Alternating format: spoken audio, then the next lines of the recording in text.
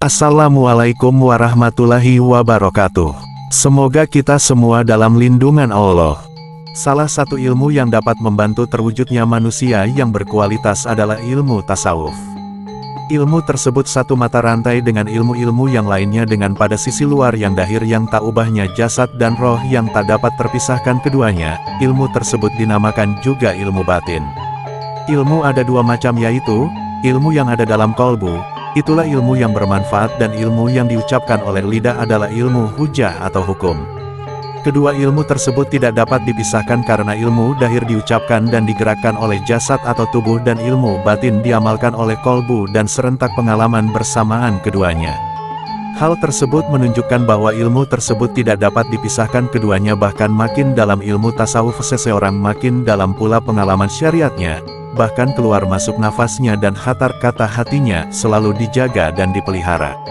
Tidaklah berlebihan jika misi utama kerasulan Nabi Muhammad SAW untuk menyempurnakan akhlak yang mulia. Sejarah juga mencatat bahwa faktor pendukung keberhasilan dakwah beliau itu antara lain karena dukungan akhlaknya yang prima. Definisi tasawuf menurut Imam Junaid, seorang sufi dari Baghdad, tasawuf merupakan sikap yang mau mengambil mulia serta meninggalkan hal yang rendah atau merendahkan. Pendapat lain disampaikan oleh Syekh Ahmad Zarruq dari Maroko, terkait definisi tasawuf. Menurutnya, tasawuf adalah bidang ilmu tentang perbaikan hati yang dilakukan murni karena Allah, dengan menggunakan pengetahuan tentang jalan keislaman. Pengetahuan itu pun bukan hanya terbatas pada fikih saja, tetapi melingkupi ilmu yang berkaitan dengan amalan dan ketauhidan.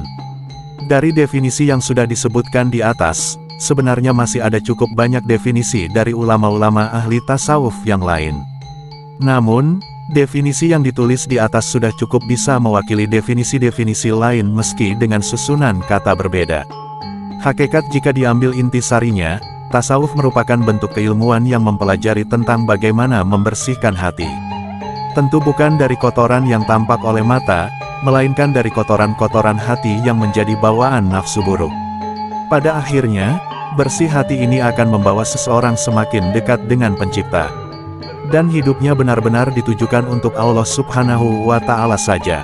Tentu saja ini bukan hal yang mudah, apalagi jika disamakan dengan membalik tangan. Sebab, kadang-kadang, setelah seseorang mempelajari ilmu tasawuf, orang tersebut tidak cukup mampu mengaplikasikannya dalam kehidupan. Kadang bukan membersihkan, namun hanya mampu mengidentifikasi. Secara hal, ini sudah cukup baik. Sebab dengan hasil identifikasi sikap dan perbuatan, seseorang sudah memiliki kesempatan untuk memperbaiki diri. Dia juga berkesempatan untuk menjadikan perbuatan baiknya lebih berkualitas. Berbeda dengan orang yang tidak tahu sama sekali.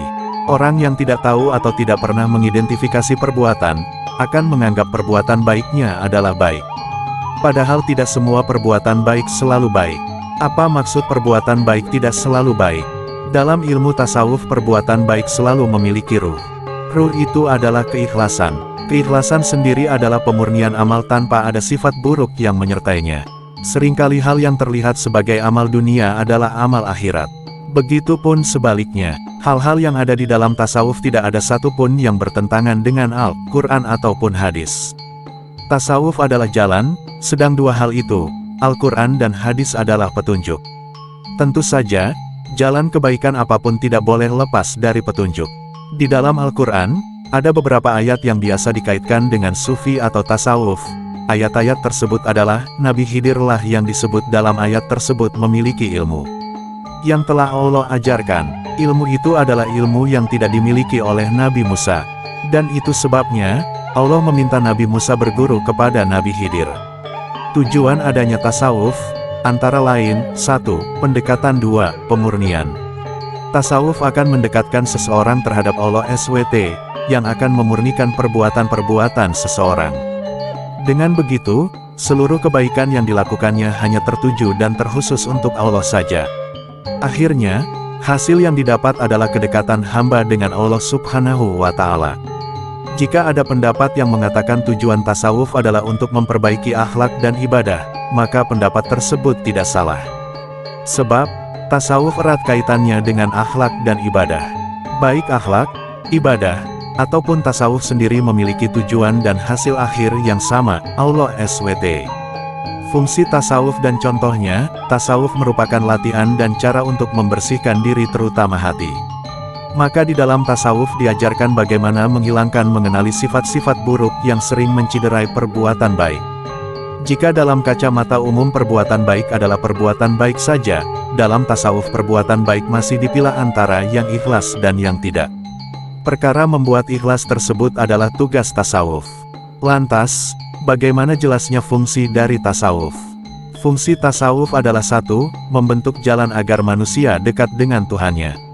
Bagaimana caranya? Dengan membahas banyak hal terkait bisikan hati dan perubahan-perubahan di dalamnya.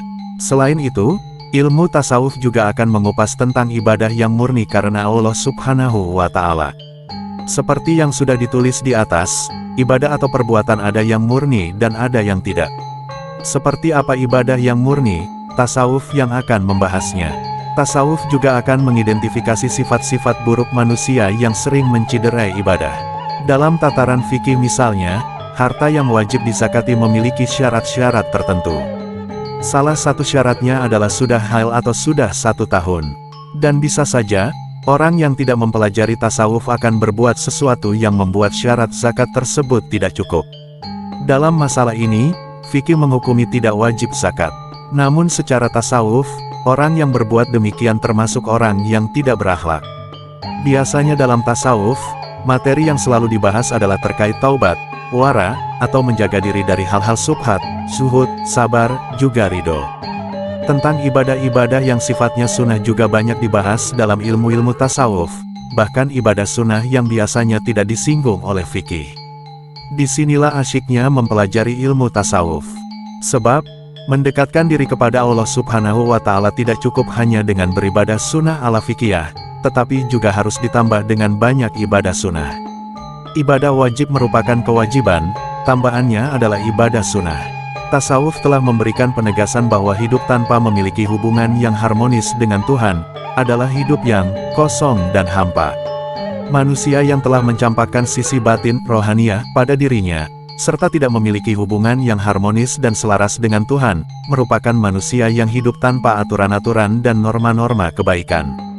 Bertasawuf dalam al-akhlak al-mahmudah berarti menegakkan moral yang baik dalam bentuk ucapan, perbuatan dan aktivitas keseharian. Moral ini harus diajarkan, difahamkan, didudukkan, serta dibiasakan, sehingga ia menyatu dalam diri dan kemudian menjadi karakter.